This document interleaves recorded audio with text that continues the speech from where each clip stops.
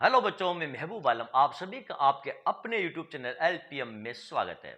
बच्चों, आज का जो हमारा टॉपिक है वो है सिंप्लीफिकेशन, सरलीकरण। बच्चों, ये जो हमको क्वेश्चन दिया है आप देख रहे हैं यहाँ पर 3+4/2 × 3 × 4+3 अब बच्चों इस प्रकार के क्वेश्चन को हम कैसे सोल्व करेंगे। जब भी बच्चे इस प्रकार के क्वेश्चन को देखते हैं तो वो उलझन में पड़ जाते हैं कि इसको कैसे सरल किया जाए, इसको कैसे सोल्व किया जाए। अब कुछ बच्चे तो पहले 3 और 2 को गुणा करते हैं, और कुछ बच्चे पहले 3 और 4 को जोड़ते हैं, और कुछ बच्चे क्या करते हैं 3 और 4 को जोड़ करके 2 का भाग देते हैं, और कुछ बच्चे क्या करते हैं 3 2 का गुणा करके और 4 के अंदर भाग देने लग जाते हैं। यानी बच्चे कंफ्यूज में पड़ जाते हैं कि इस प्रकार के क्वेश्चन को कैसे सोल्व किया जाए। तो बच्चों इस प्रकार के क्वेश्चनों को यदि आप सोल्व करना सीखना चाहते हैं तो बच्चों आज के इस वीडियो को आप अंत तक देखें। यदि आज आपने इस वीडियो को बच्चों अंत तक देख लिया तो मैं आपसे वादा करता हूं इस प्रकार के कठिन दिखने वाले क्वेश्चनों को आप यूं चुटकियों में सोल्व कर देंगे। कैसे करेंगे बच्चों? देखो, इस प्रकार के जब भी आप क्वेश्चन देखो जिसमें आपको गुणा दे दिया जाए, भाग दे दिया जाए, जोड़ दे दी जाए, या फिर इसके साथ आपको सब्ट्रैक्शन दे दिया जाए, या आपको कोष्टक दे दिया जाए, या आपको बार कोष्टक दे दिया जाए, तो जब एक साथ ये सब कुछ दे दिया जाए तो फिर बच्चों इस प्रकार के क्वेश्चनों को सोल्व करने के लिए बोर्ड मास का प्रयोग किया जाता है। अब बच्चों आप कहोगे कि बोर्ड मास का नियम सर हमने नाम तो सुना है लेकिन हमको पता नहीं है कि बोर्ड मास का नियम होता क्या है। कुछ भी नहीं है बच्चों, बिल्कुल सिंपल और सरल है। देखो मैं आपको बताता हूं बोर्ड मास क्या है। BODMAS बच्चों ये है हमारा बोर्ड मास। बी का मतलब क्या होता है? बी का मतलब होता है बच्चों ब्रैकेट।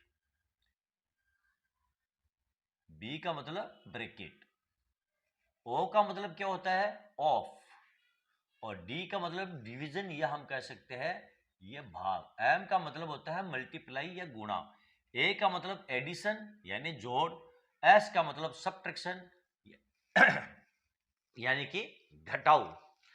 जब भी बच्चों आप इस प्रकार के क्वेश्चनों को देखो तो आपको इस प्रकार के क्वेश्चनों को सोल्व करने के लिए इस क्रम में चलना पड़ेगा, यानी इस क्रम को आपको फॉलो करना पड़ेगा। सबसे पहले ब्रैकेट यानी ये जो कोष्टक आपको दिखाई दे रहे हैं, सबसे पहले कोष्टक के अंदर वाली जो संख्या हैं उनको सोल्व किया जाएगा। और उसमें भी सबसे पहले बच्चों आपको ये जो बार कोष्टक है इसको सोल्व करना पड़ेगा। उसके बाद यदि आप ऑफ देखते हो, ऑफ का मतलब होता है बच्चों का, हिंदी में इसको हम का बोलते हैं। यदि आप ऑफ देखते हो तो पहले आप ऑफ को सोल्व करो, उसके बाद आप यहाँ पर देखो डिवीजन, मल्टीप्लाई, एडिशन और सब्ट्रैक्शन इनको सोल्व किया जाएगा। तो बच्चों ये जो क्रम है क्वेश्चन को सोल्व करने का, इसी क्रम को हम कहते हैं बोर्ड मास, और कुछ नहीं है।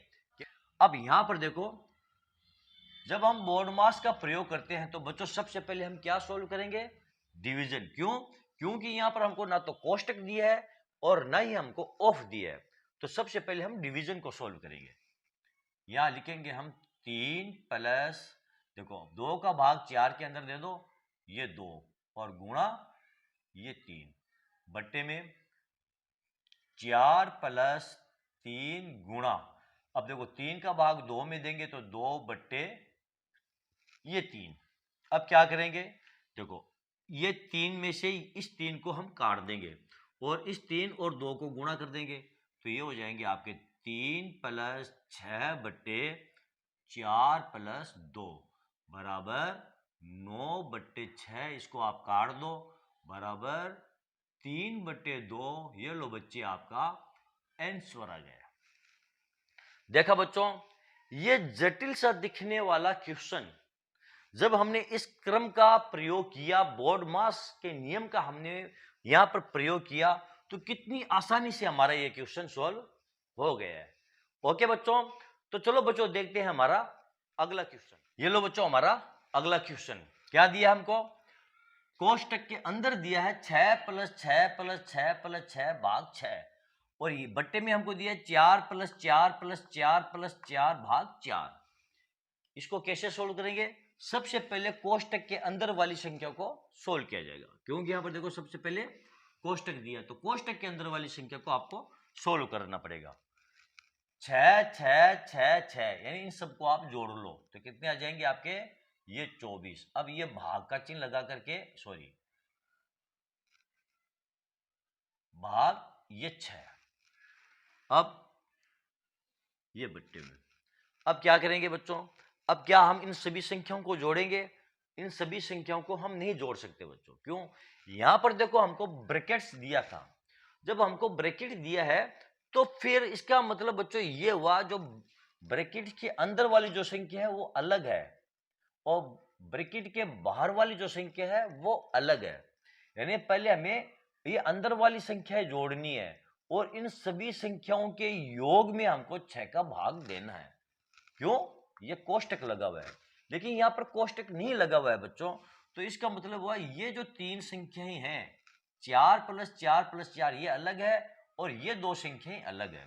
यानी पहले इस 4 का भाग इस 4 के अंदर दिया जाएगा, जो भी भागफल आएगा उसको इन संख्याओं में जोड़ा जाएगा। तो आप पहले इन तीनों संख्याओं को जोड़ लो, ये हो गया 12 प्लस, अब यहां पर देखो आप कहोगे पहले सर जी आपने इसको जोड़ा क्यों? यहां पर बोर्ड मास का जो नियम है वो फॉलो नहीं हुआ, क्योंकि एडिशन तो बाद में है, पहले आपका डिवीजन है। तो बच्चों ये डिवीजन वाली संख्या हमारी अलग है, सेपरेट है, और ये संख्या हमारी अलग है, बीच में देखो ये प्लस का चिन्ह लगा हुआ है, ठीक है ना। अब हम क्या करेंगे? अब देखो इस 4 को पहले हम इसमें नहीं जोड़ेंगे, यदि इस 4 को हम इसके अंदर जोड़ते हैं तो फिर हमारे ये जो बोर्ड मास का जो नियम है ये फॉलो नहीं होता है।